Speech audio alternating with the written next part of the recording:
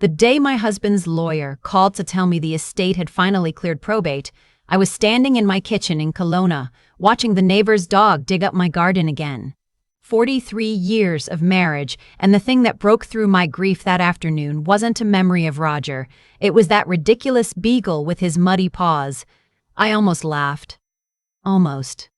Roger had been gone 14 months by then. Pancreatic cancer, fast and cruel, the way it always is. We'd had 6 weeks from diagnosis to the end, which sounds like nothing until you're living inside it. And then it feels like forever, and no time at all simultaneously. He was a civil engineer, methodical about everything, and he'd had his affairs in order for years. Life insurance, the house in Kelowna, the investment accounts, the rental property in Vernon he bought back in 2009 when nobody thought that was a smart idea. Everything accounted for, the estate came to just over $4 million.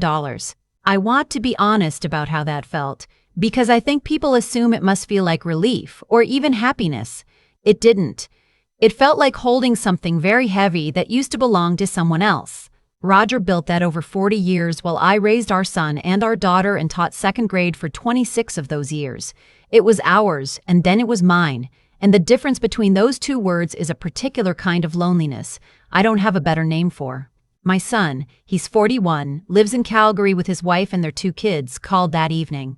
I'd already spoken to my daughter, who lives closer, just 40 minutes away in West Kelowna. She'd come over the week before when I got the preliminary numbers from the lawyer, and we'd had tea, and she'd held my hand and said, "Mom, that's so much. Are you okay?"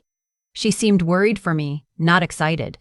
That's the version of her I want to remember now. My son's call was different in a way I couldn't name at the time. He was warm, enthusiastic, full of questions about the timeline for distribution, about whether I'd thought about setting up a family trust, about tax implications for the rental property in Vernon.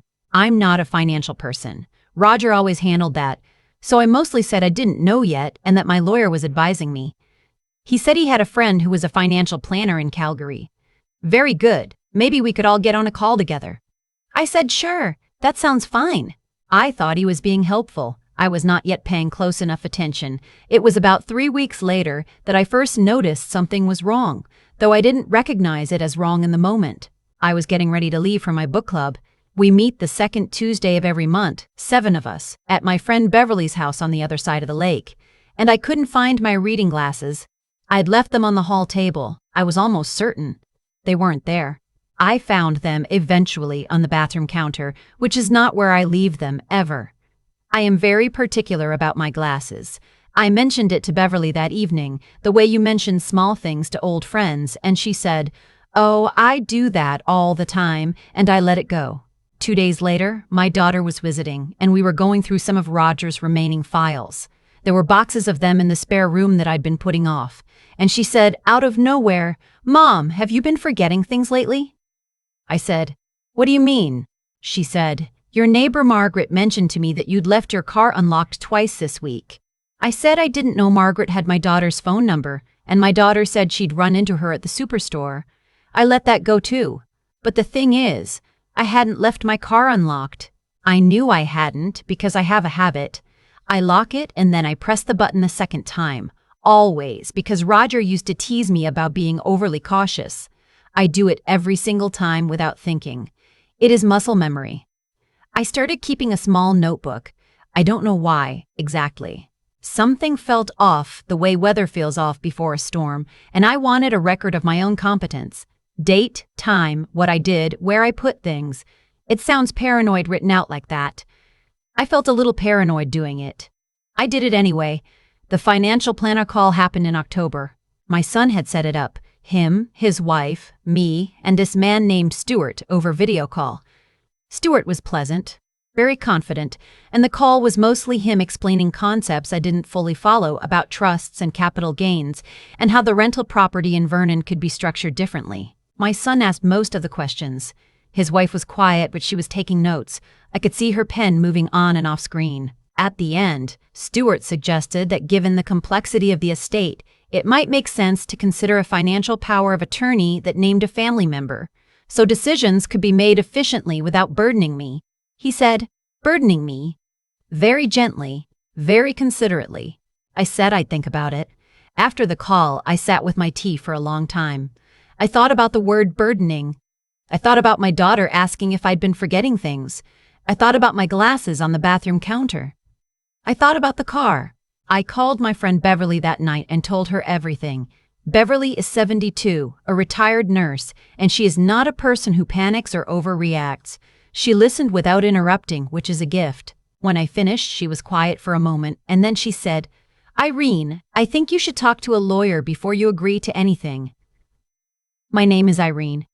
I should have said that at the beginning. I am 67 years old. I live in Kelowna, British Columbia, and I taught second grade for 26 years, and I know how to tell when something is not adding up. I called my lawyer, not the estate lawyer, a different one, a woman in Kelowna my colleague had used years ago for her own estate matters. Her name is Sandra. I explained the situation, and she listened the way Beverly had listened, carefully, and then she said something that I have thought about every day since. She said, "Irene, in my experience, when someone starts establishing a narrative that a person is forgetting things, and then shortly after suggests that person needs someone else to manage their finances, those two things are not unrelated." I drove home from that meeting and sat in my driveway for 15 minutes. I thought about my son. I thought about all the ways I had always trusted him, the way you trust your children, the way you trust your own hands. He had called every week after Roger died. He'd helped me sort through the storage locker in September. He'd been kind. I kept trying to find the innocent explanation for everything, the way you do when the alternative is unbearable. I must have misremembered the glasses. Margaret must have genuinely run into my daughter. The financial call was just my son being practical. I couldn't make it all innocent at the same time. Every time I explained away one piece, another piece got heavier. Sandra advised me to do two things. First, change my passwords on everything, email, bank accounts, all of it, on a device my son hadn't had access to. Second, pay attention to what was said around me and write it down. She also suggested I mention to my doctor, just in passing, that I'd been feeling sharp and well, so there was a note in my file. I bought myself a new iPad at the Best Buy on Harvey Avenue and set it up in the store, connected to the store's Wi-Fi with a new email address my son had never seen. I went home feeling like I was in a movie I hadn't agreed to be in. The thing that confirmed everything happened in November. My son and his wife came to visit for a long weekend. It was the first time they'd visited since the summer. His wife was friendlier than usual, which I noticed. She kept complimenting the house, asking questions about the renovation Roger had done on the kitchen in 2018, saying things like, "This space is so beautiful, you must love being here." My son helped me with some things around the yard, raking leaves, checking the gutters. It felt, on the surface, like a warm visit. On the Saturday evening, they'd gone to bed and I told them I was turning in as well. But I couldn't sleep. I never sleep well the first night I have guests, even family, and around 11 I came downstairs quietly for a glass of water. I could hear them talking in the guest room. The door wasn't fully closed. I know it's not right to listen. I want to be clear that I stood there for only a few seconds before I understood what I was hearing, and after that I couldn't move. My son was saying that the POA needed to happen before spring, because once the estate lawyer filed the final distribution, the accounts would be consolidated, and it would be harder to demonstrate that I needed help managing them. His wife said something I didn't catch. He said, "She's fine. She's not actually losing it. But we don't need her to be losing it. We just need the doctor to have some concern on file, and for there to be a pattern." His wife said something about the neighbor Margaret. My son laughed, quietly, and said Margaret had been very cooperative. I went back upstairs. I did not get my glass of water. I sat on the edge of my bed in the dark and I held very still. I am not a person who cries easily. Roger used to say I was the most composed person he'd ever met, which wasn't entirely a compliment. I sat on the edge of my bed and I felt something that wasn't quite crying and wasn't quite anger. It was more like a door closing. Very quietly, very finally. In the morning, I made them eggs. I smiled. I said I'd slept wonderfully. When my son asked again about the financial planner, I said I was actually thinking about it very seriously, and I'd been looking at some other options too. He looked pleased. His wife touched my arm and said, "We just want to make sure you're taken care of, Mom." I smiled and I said, "I know you do." After they left Sunday afternoon, I called Sandra. I told her everything I'd heard, word for word, exactly as I'd written it in my notebook, 20 minutes after I'd heard it. Sandra was quiet for a moment and then she said, "Okay, here's what we're going to do." What followed was 3 months of very careful, very quiet work that I will not pretend was easy. Sandra connected me with a lawyer who specialized in elder financial abuse. She is based in Vancouver but did a lot of work in the interior. And together we documented everything: my notebook, the calls, the comments about my memory, the connection to Margaret next door, who, when approached by the proper people, turned out to be far less committed to the scheme than my son had assumed. Margaret is 75 and has her own children, and when it was explained to her what she'd been participating in, she was not proud of herself. I don't hate Margaret. I feel something more complicated than that. I went to my doctor for a regular checkup and mentioned, casually, that I'd been feeling very well, mentally, sharp, no concerns. She did a brief cognitive screen, the standard one, and I passed without a single hesitation. That went in my file, too. In January, Sandra sent a formal letter to my son, laying out what we knew and what the legal consequences would be if any attempt was made to initiate a power of attorney or a competency challenge without my consent. I was not there for that. I don't know exactly what his face looked like when he read it. He called me that same evening. He cried. He said he was sorry, that he hadn't been thinking clearly, that he'd been worried about me, that his wife had pushed him into it and he'd gone along when he shouldn't have. He said a lot of things. I listened to all of them. I said, I need some time. I did not tell him how much time. The rental property in Vernon is in my name. The investment accounts are in my name with a financial advisor I chose myself, a woman who came recommended through my own network and who has no connection to my son or his contacts in Calgary. I've updated my will with Sandra's guidance. My daughter is named in my power of attorney. Only my daughter. She cried when I told her what had happened. She kept saying, "Mom, I'm so sorry. I didn't know. I swear I didn't know." I believe her. I believed her when I saw her face. My son and his wife are in couples counseling now. He told me in a text in March. I don't know if that's true. I don't know if it's relevant. I still live in Kelowna. The neighbor's beagle still digs up my garden, and I've started leaving a piece of the yard deliberately unmulched because it seems to make him happy and it doesn't actually hurt anything. Book club is still the second Tuesday of every month. Beverly and I walk the waterfront trail twice a week when the weather allows. I think about Roger often. Obviously, I think about how he would have handled this, and I think the honest answer is he probably would have been angrier than I was, and louder about it. Roger was not a composed person. It's one of the reasons we worked well together. I have $4 million and a very good lawyer, and I know where my glasses are every morning when I wake up. I put them on the nightstand, now, right side of the bed, same place every night, without fail. Not because I'm afraid of forgetting. Because I like knowing where things are. I always have.